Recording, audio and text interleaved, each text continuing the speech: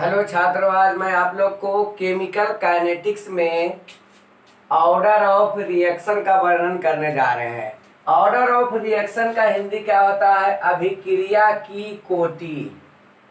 अभिक्रिया की कोटि मतलब ऑर्डर का हिंदी होता है कोटि। तो हम लोग क्या करेंगे, ऑर्डर ऑफ रिएक्शन का देखेंगे कि ऑर्डर ऑफ रिएक्शन क्या होता है। तो पहले इसका डिफिनीशन हम लोग देखते हैं। तो डिफिनीशन क्या होता है कि अभिक्रिया के वेग समीकरण में, मतलब किसी भी रासायनिक अभिक्रिया रहेगा तो उसके वेग समीकरण में अभिकारक का जो पावर होता है उस पावर के योगफल को हम लोग अभिक्रिया की कोटि कहते हैं। आप लोग को रेट इक्वेशन बतलाया गया था, तो रेट इक्वेशन के आधार पर ही ऑर्डर ऑफ रिएक्शन का कैलकुलेशन होता है। तो हम लोग पहले रेट इक्वेशन हमारे प्रीवियस वीडियो में डाला हुआ है। प्रीवियस वीडियो को पहले देख लीजिए रेट इक्वेशन, उसके बाद नेक्स्ट इस वीडियो को आप लोग को अच्छी तरह से समझ में आएगा। तो आज इसका डिफिनीशन देते हैं। तो ये क्या है, ऑर्डर ऑफ रिएक्शन का डिफिनीशन क्या होता है? The total sum of the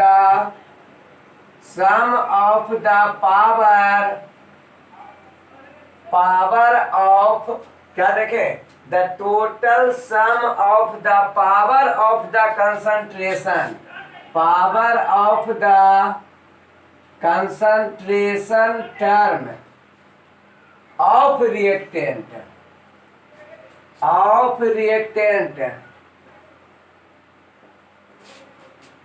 in the rate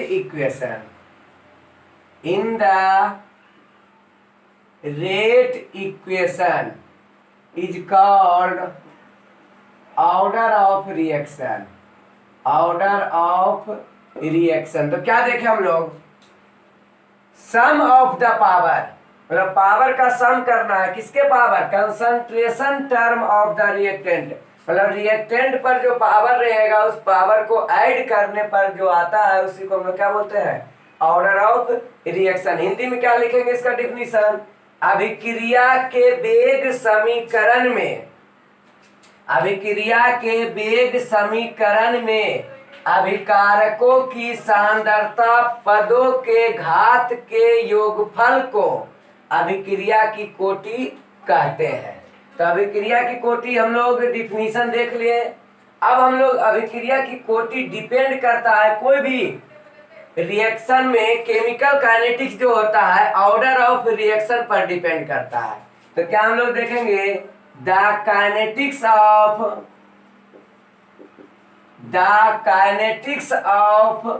any chemical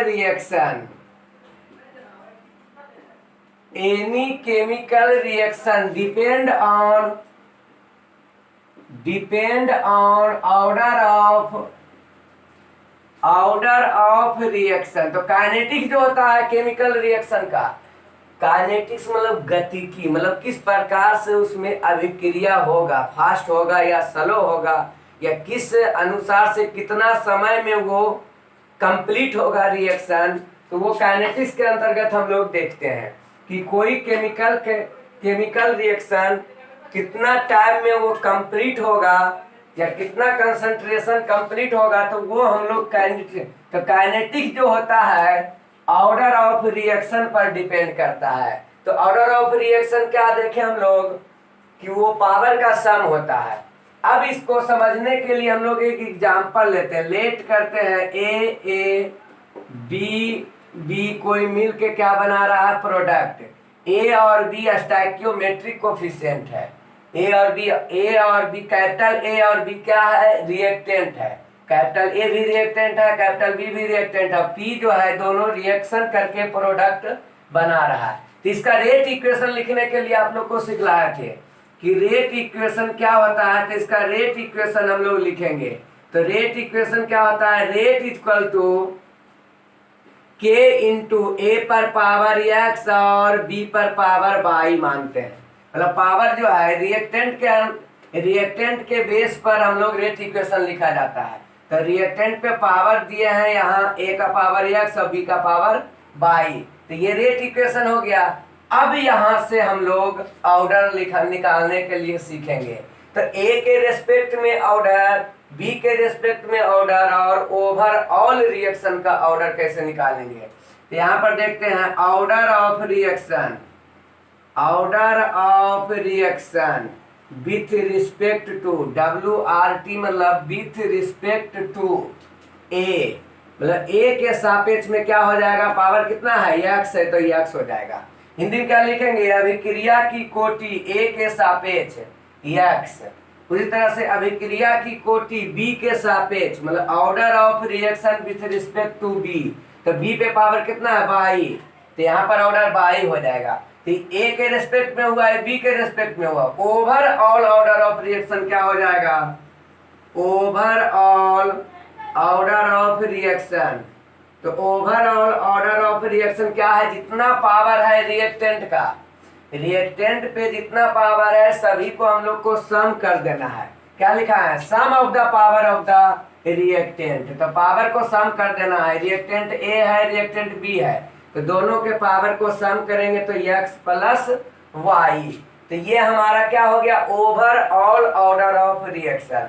तो ओवरऑल ऑर्डर ऑफ रिएक्शन को हम लोग n द्वारा सूचित किया जाता है, मतलब यहाँ पर ऑर्डर ऑफ रिएक्शन n का वैल्यू कितना हो गया, x प्लस वाई हो गया, मतलब n इक्वल टू हो गया x plus y. Overall order of reaction को हम लोग n द्वारा डिनोट करते हैं, मतलब n जो होता है ऑर्डर ऑफ रिएक्शन का सिंबल हो गया।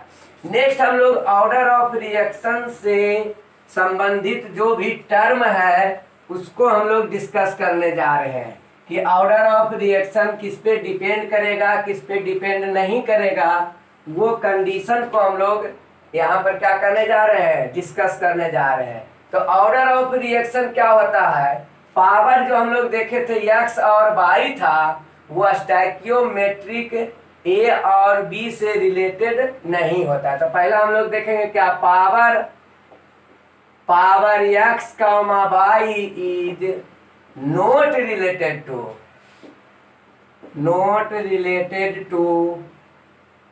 स्टैकियोमेट्रिक कोफिशिएंट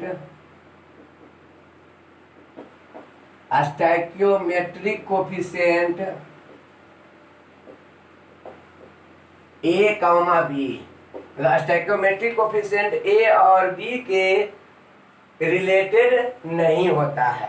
मतलब क्या देखेंगे, घात x कॉमा y स्टैकियोमेट्रिक गुणांक ए और बी से संबंधित नहीं होता। तो ये पहला पॉइंट हम लोग को देख, यहाँ पर रिएक्शन देखे थे a into A, B into B product, तो ये ए और बी जो है दोनों स्टैकियोमेट्रिक कोफिशिएंट है, तो पावर इस अनुसार से नहीं होता। यहाँ पर रेट इक्वेशन बतलाए थे, रेट इक्वल टू ए पे पावर x और बी पे पावर y, है ना, रेट इक्वेशन भी बतलाए थे। तो x और y जो है ए और बी के रिलेटेड नहीं होता। पहला टर्म हम लोग ये देखे ऑर्डर ऑफ रिएक्शन में। नेक्स्ट हम लोग देखते हैं कि रेट इक्वेशन जो होता है डिटरमाइंड बाय एक्सपेरिमेंटल होता है, मतलब रेट इक्वेशन निकलता है एक्सपेरिमेंटल वैल्यू, एक्सपेरिमेंटल कंसेप्ट से। तो ऑर्डर ऑफ रिएक्शन तो हम लोग रेट इक्वेशन से ही निकाल रहे हैं, तो ऑर्डर ऑफ रिएक्शन भी क्या हो जाएगा, एक्सपेरिमेंटल कंसेप्ट हो जाएगा। तो हम लोग क्या देखेंगे, since rate equation determined by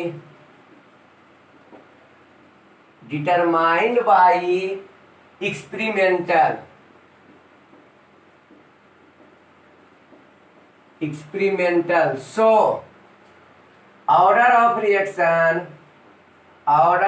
reaction also determined by experimental।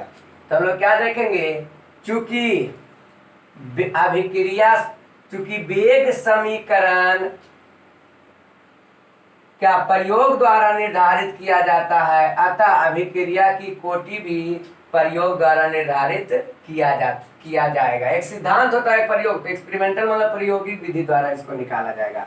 Next term हम लोग देखते हैं कि ऑर्डर ऑफ रिएक्शन जो होता है note determined on the basis of balance equation, मतलब ऑर्डर ऑफ रिएक्शन जो होगा बैलेंस इक्वेशन के आधार पर निर्धारित नहीं किया जाएगा। तो क्या पॉइंट देखेंगे, the order of reaction not determined by on the basis of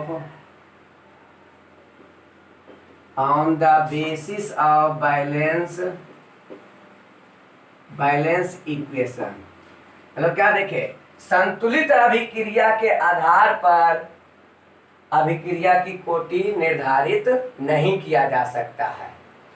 जबकि हम लोग मोलिकुलरिटी देखे थे, बैलेंस अभिक्रिया के आधार पर ज्ञात किया जाता था, मतलब आणविकता का मान। नेक्स्ट पॉइंट हम लोग देखते हैं, इसका टर्म क्या है। The order of reaction can be integer हो सकता है, फ्रैक्शनल हो सकता है, या जीरो हो सकता है। तो क्या देखेंगे, द ऑर्डर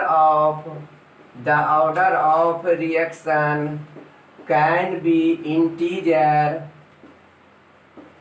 फ्रैक्शनल या फ्रैक्शनल और जीरो। तो क्या क्या हो सकता है, इंटीजर भी हो सकता है, फ्रैक्शनल भी हो सकता है, जीरो भी हो सकता है। जैसे इंटीजर में आ गया 1 2 3, ये सब हो सकता है। 3/2 भी हो सकता है फ्रैक्शन के अंतर्गत, और जीरो इसका। तो ऑर्डर ऑफ रिएक्शन क्या हो सकता है, इंटीजर वैल्यू भी हो सकता है, फ्रैक्शनल वैल्यू भी हो सकता है, या जीरो वैल्यू भी हो सकता है। नेक्स्ट पॉइंट हम लोग ऑर्डर ऑफ रिएक्शन में क्या देखेंगे, इफ रिएक्शन कंप्लीट हो रहा हो सिंगल स्टेप में, then order of reaction determined by stoichiometric coefficient of balance equation. तो किससे रिलेटेड रहेगा, बैलेंस इक्वेशन से रिलेटेड रहेगा। कब, जब सिंगल स्टेप में रिएक्शन कंप्लीट होगा। तो यहाँ पर हम लोग लिखा है क्या, बैलेंस इक्वेशन पर डिटरमाइंड नहीं होगा, लेकिन जब सिंगल स्टेप में रहेगा तो डिटरमाइंड होगा। तो क्या लिखेंगे, if reaction complete in single step,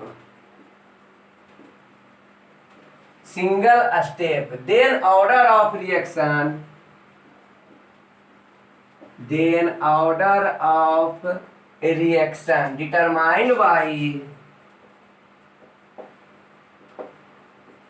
determined by stoichiometric coefficient of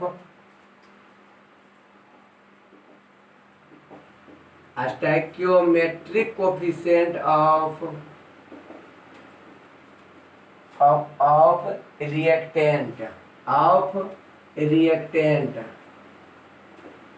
in balance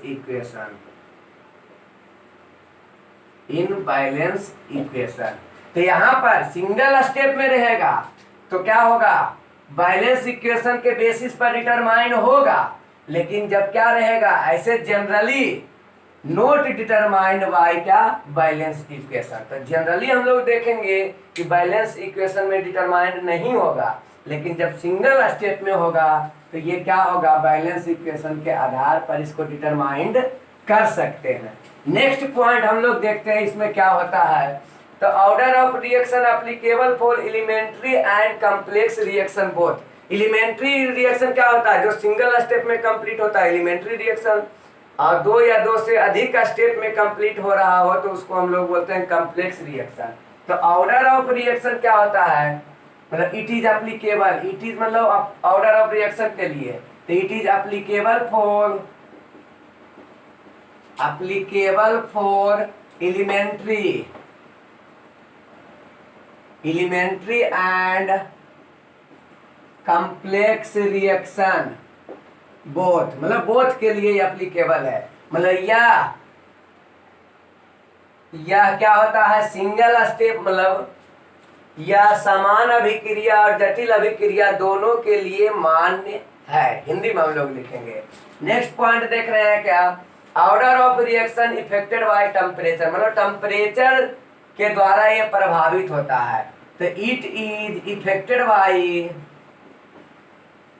affected by temperature, T means temperature. तो यह मतलब ऑर्डर ऑफ रिएक्शन। तो ऑर्डर ऑफ रिएक्शन मतलब अभिक्रिया की कोटि ताप द्वारा प्रभावित होती है। तो ये हमारा क्या था, ऑर्डर ऑफ रिएक्शन से रिलेटेड इंपॉर्टेंट टर्म को हम लोग देख रहे थे। अब इस पे एग्जाम्पल देखते हैं कि ऑर्डर ऑफ रिएक्शन किस तरह से हम लोग निकालेंगे। तो पहला एग्जाम्पल हम लोग लेते हैं ऑर्डर ऑफ रिएक्शन का।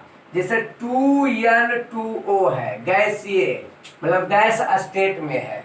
ये क्या होता है, Au की उपस्थिति में, मतलब in the presence of Au टूट रहा है क्या, N2 गैस में और O2 गैस में, N2 गैस में और क्या, O2 गैस में ये टूट रहा है। तो यहाँ से इसका ऑर्डर ऑफ रिएक्शन, इस रिएक्शन का हमको ऑर्डर निकालना रहेगा, तो इसका रेट जानना पड़ेगा। तो रेट होता है K इंटू N2O पे पावर 0। तो यहाँ पर पावर देखिए कितना है, 0 है, तो ऑर्डर ऑफ रिएक्शन क्या हो जाएगा, 0। ऑर्डर ऑफ रिएक्शन का सिंबल क्या होता है, स्मॉल n होता है, तो n इक्वल टू 0, मतलब ऑर्डर ऑफ रिएक्शन 0 हो गया।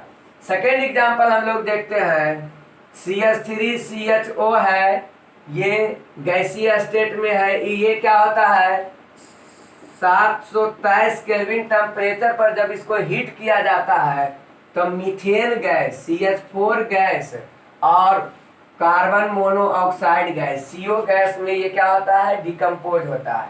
तो इसका रेट क्या होता है, rate equal to K CH3CHO पे पावर 3/2 हो जाता है। तो यहाँ पर पावर क्या है, 3/2, तो ऑर्डर ऑफ रिएक्शन क्या हो जाएगा, 3/2 हो जाएगा।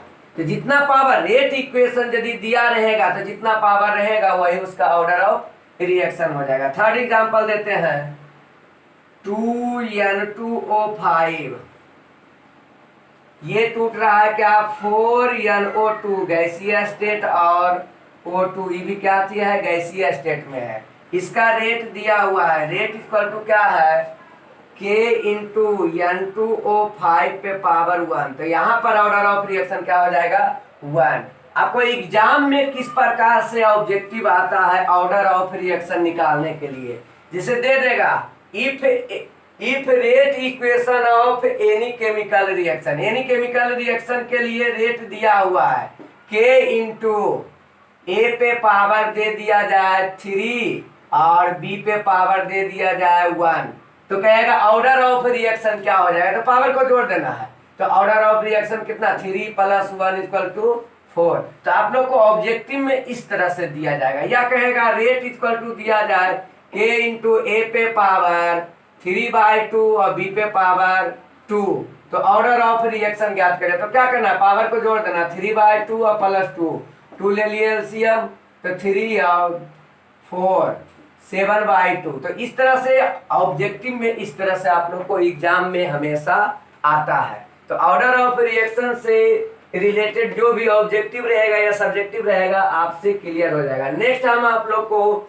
नेक्स्ट वीडियो में मैं आप लोग को difference between order of reaction and molecularity का डिफरेंस मतलब बतलाएंगे, और ऑर्डर ऑफ रिएक्शन पर आधारित जो बड़ा बड़ा न्यूमेरिकल होता है उसको मैं नेक्स्ट वीडियो में बतलाऊंगा।